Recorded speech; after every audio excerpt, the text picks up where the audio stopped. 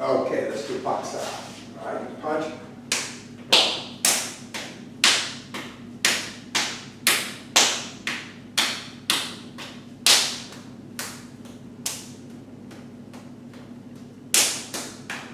Too fast right here so we can see the camera, the people watching inside.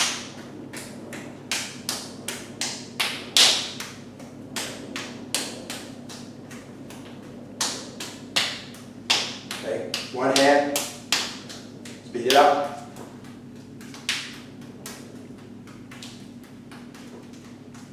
All right, keep on. All right, okay, now we're going to do Pak Sao and body angling. Ready?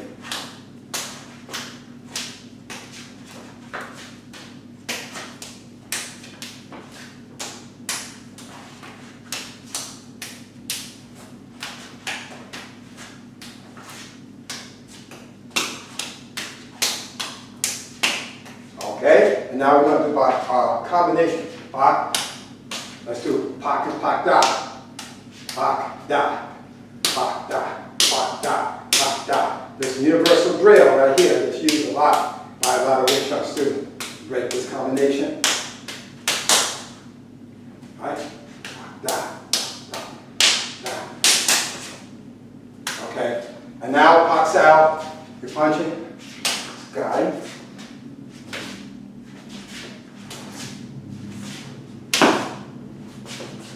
Slip, slip, sway, sway,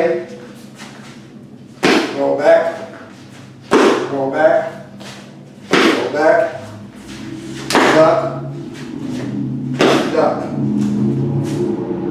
I'm not going easy, guys. Okay, all right. This video today, as you can probably figure out, is on what we're doing is the Pak Sao Principle. Now, some of the things we do in this video may not be traditional. Part is traditional Wing Chun. Others may not be traditional Wing Chun. What we're doing here, we're presenting our expanded understanding based on our research of how to take Pak Sao to another level. As I said, it may not still be traditional Wing Chun, but it'll give you an idea. Now, Pak Sao is in a lot of different arts, and you can use it any way you want. So, introduce myself. I'm Laoshur, Muntu, Isom, Harmonizing Fist Kung Fu. That's harmonizingfist.com. My student, Slav Austin, harmonizingfist.com. let me get a good look at that. Go ahead. Okay, it also says technique is a trap. Energy conquers all. Harmonizingfist.com. What does it say in the front? It says, oh, there's my name. Evolve, adapt, internal energy. So that's what we're about. Evolving, adapting, using it. Okay, so what we're going to do is we're going to get right into it and talk about purpose of Pak Sao, how to use it in a tactical manner. We want to know different types of Pak Saos, you know, the different types you have. It's not Pak Sao, it's a slap hand, but we want to make sure that we expose to you a lot of things about Pak Sao and doing it from different gait positions and so forth. Okay, so let's talk about what Pak Sao really is. Pak Sao is usually done with the palm, usually.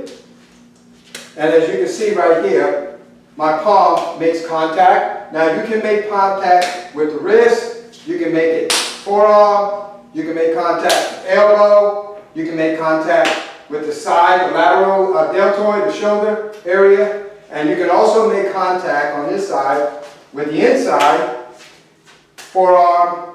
You can pop the bicep and the anterior deltoid. This is real useful. The anterior deltoid, you can actually pop that. I'll give you an example. If Slav was throwing a hook punch at me, okay, and he's trying to reach with the hook, I can pop this anterior deltoid. This is very painful when you get popped in that area right here. Very painful, and it's that. So Pak Sao can be done to this part. We can also, if I'm out here and I'm pocking on the outside, as you can see, I'm pocking wrist, forearm, right, and the face. So I walk up his arm with Pak Sao. Let's use this arm right here. So I'm just, so you can see pop, pop, pop, pop. On this side, pop, pop. On this side, Pak.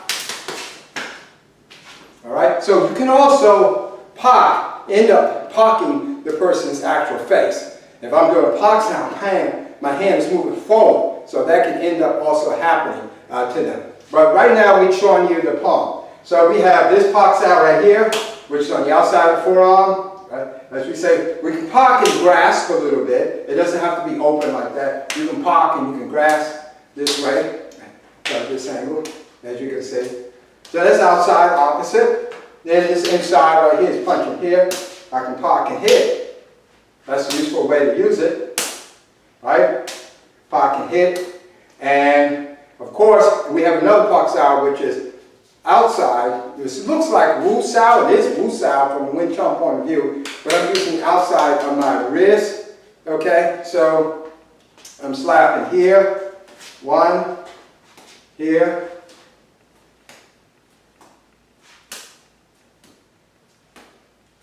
You can see that Pak Sao works well too for crossing at a diagonal shot. The hands come diagonal. Now I also have the Pak Sao where if he's parked with one, don't have time to go to the other one, I can do a Hun Sao and do a combination. Pak, Hun Sao. Again, Pak, Hun Sao. Pak, Hun Sao.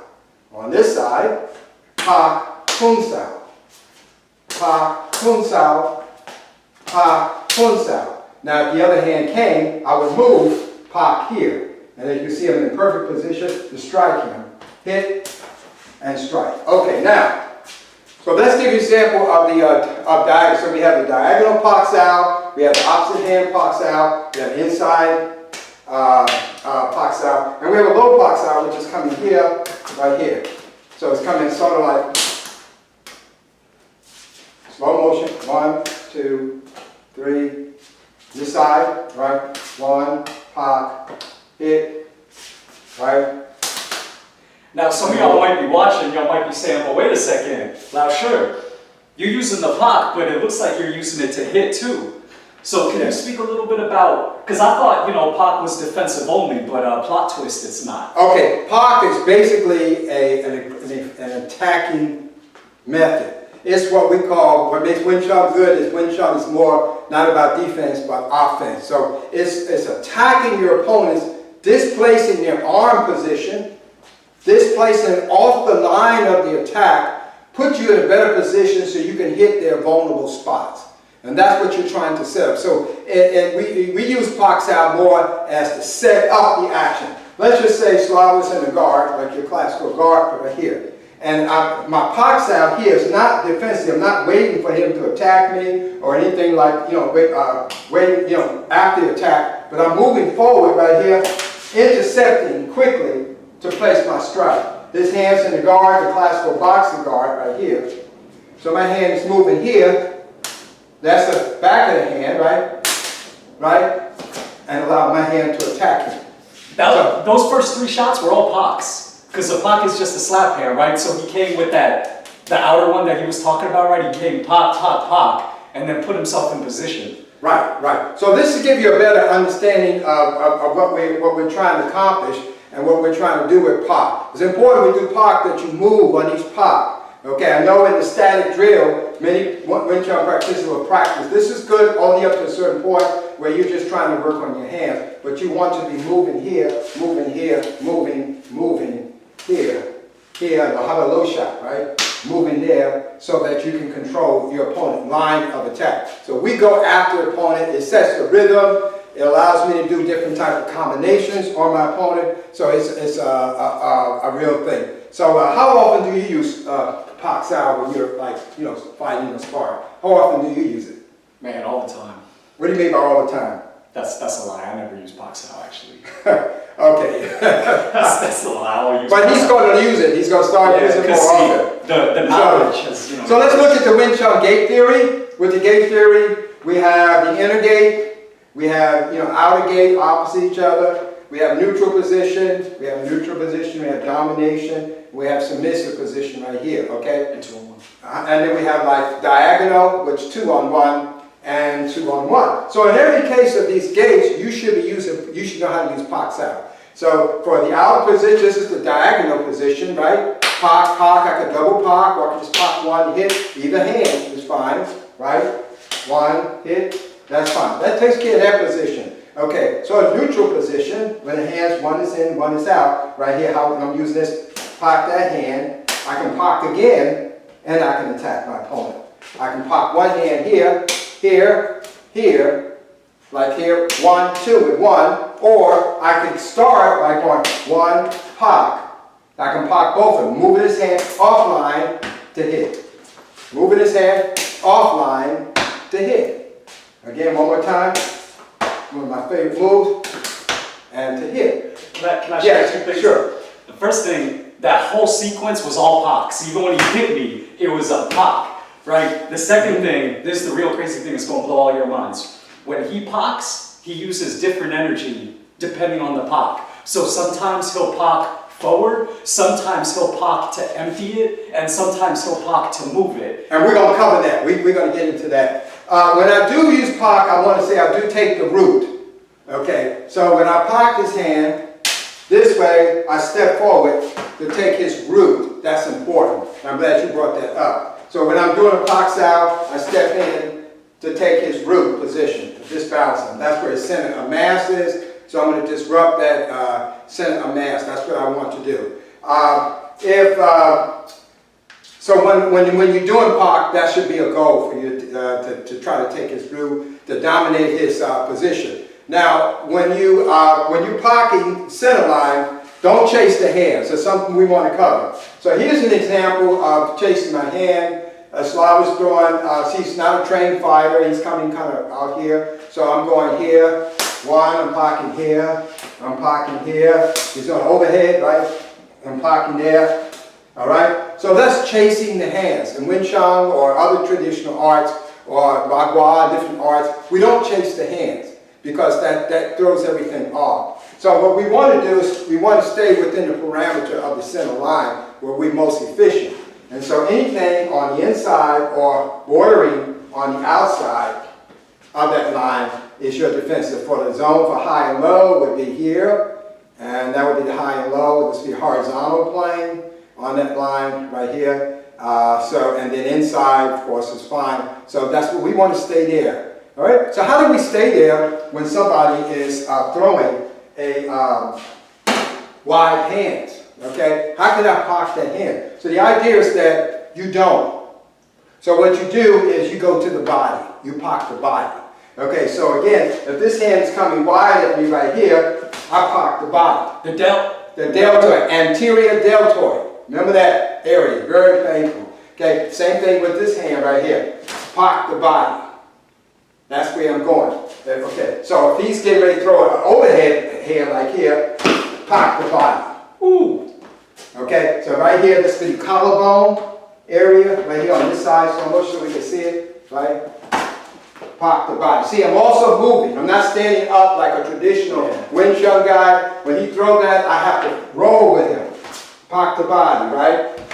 Allow me to hit this side, right? Roll with it, overhand, right? Park the body, right here. I can also strike here, here, here, and here. Okay, so do not chase the hand. Okay, anybody that's chasing hands will end up failing. So stay within the zone for the body and in the zone that we talked about, the hoop, the juk wound.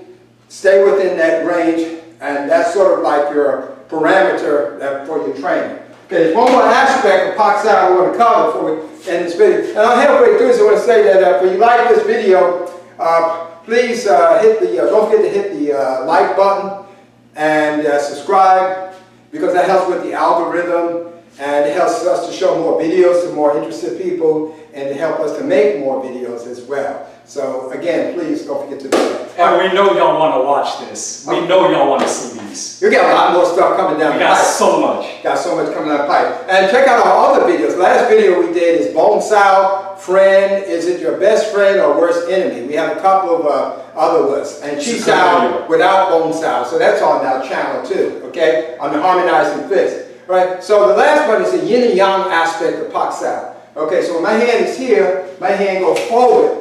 That's a yang movement, going forward to stop his hand or to take him offline. But sometimes when you're throwing Pak Sao, like in other arts, you guide the hand. So the hand's being guided. He's throwing his hand here, I'm guiding the hand. So some examples of guiding hands. So he's throwing hands at me, right? I'm guiding, keep going.